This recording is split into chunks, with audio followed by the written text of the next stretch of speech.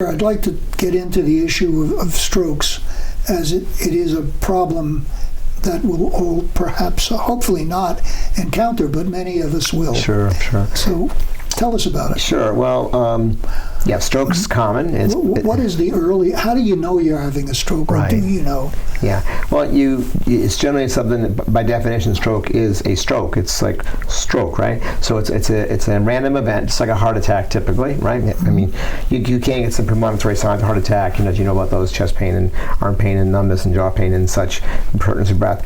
But with stroke, generally speaking, you don't get a lot of warning. It's just, here it is. The key thing with trying to reduce the risk of stroke is trying to reduce your risk.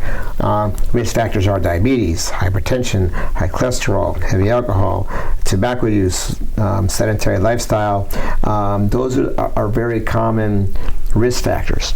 And of course, age and gender. So there's these modifiable risk factors that we can modify, right? We can exercise, we cannot smoke, we cannot drink heavily, we can take our blood pressure medicine, watch our cholesterol.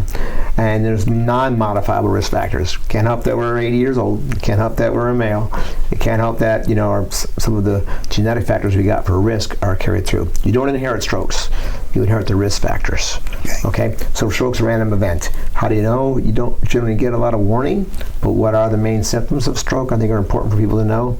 They talk about the mnemonic FAST, F-A-S-T, right? Face, right? Mm-hmm. If someone's face droops on one side, ask them to smile. If they can't smile, it's drooped on one side, bad sign, stroke. Arms, have someone hold their arms out, right? They got one arm down here, and this side's all drooped down, that's a stroke. Okay, speech or language. Ask them to speak a sentence. Say, Bob, Mike, tell me what day it is, and you can't get your words out, or you're speaking some other language, stroke. So, face, arms, speech, and time. Time is of essence.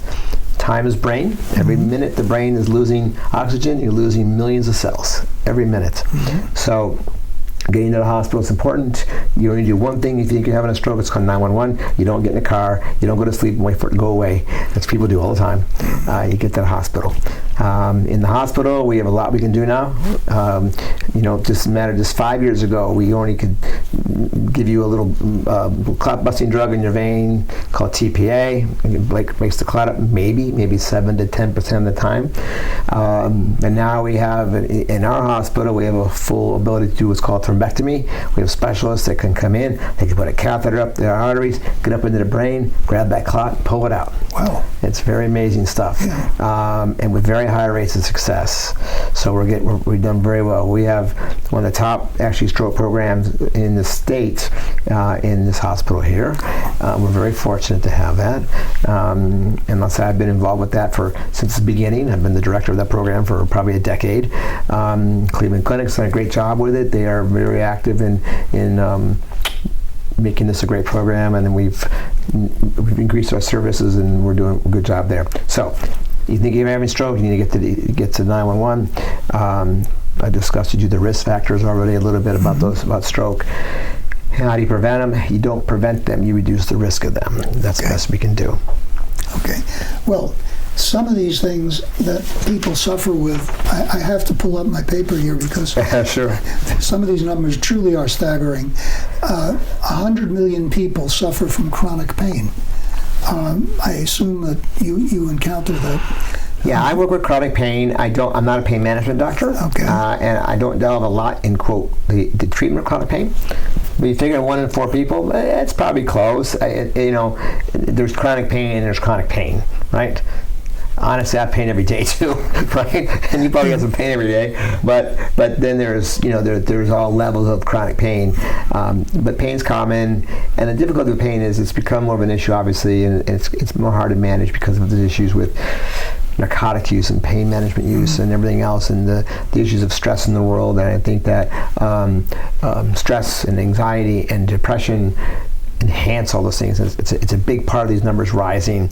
And you can see it here, but we would do some work actually here at Mind and Body, which is another part of our practice here, that we work with patients to help manage pain and anxiety through mindfulness and doing yoga. And we have programs that offer alternative ways, I would say integrative ways, not alternative, because we know it works, to manage those types of things, which can be we could do a whole nother talk about the if I would call it, medically oriented way to manage some of these symptoms, which are very, very helpful, and they're proven. Well, I notice also that 70 million people, I assume these numbers are in the United States, have sleep wakefulness problems. 69 million suffer from balance disorders, and some 90 million, including myself, suffer from migraines. Yeah. And I wonder if you can tell us about it, because it's clearly come a long way from when my poor sister would lie in a room with the lights out all day. and suffer. Yeah. So all three of all those things. Sleep disorder is very common. We know now, if I say one thing about sleep disorders, the most important issue we worry about now is sleep apnea. And we know that sleep apnea, if it's not treated, is these early problems with cognition, heart disease, and stroke. So very important, and again, things we could talk about a lot about that. But sleep disorders are very common in patients. And again, the world is stressful, and the things are changing, and a lot of things are going on there. Migraines, yes, 40 million or so, 90 million. That number is always, but it's a lot. Suffer with some kind of recurrent headache, typically migraines. Any recurrent headache, but it's disabling, is considered a migraine. We have medicines now that are extremely effective. Take them in within minutes, the headache is clear, because we understand the mechanism of migraine now. We know about it biologically. We didn't know about that 25, 30 years ago. Balance disorders, yep. Guess what? The older we get, the more trouble we get on our feet, because it's very complicated. You think it took us 2 years to be able to stand up and walk when you're an infant? It's a complicated thing. So balance is very complicated, but we deal with balance disorders as well. Well, while this interview can't cover everything, have we skipped anything that you particularly want to mention while we've got the moment?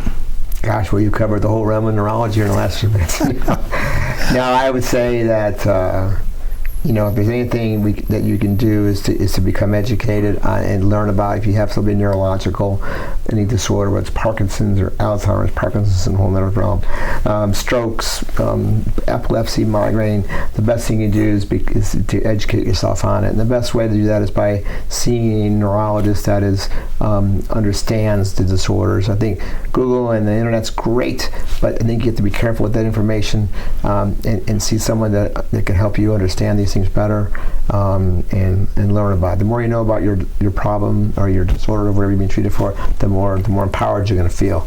Well, thank you for such a great discussion, and for your time and helping us reach people who can benefit from your expertise. Well, thank you. This is Mike Bass for Targeting Your Health.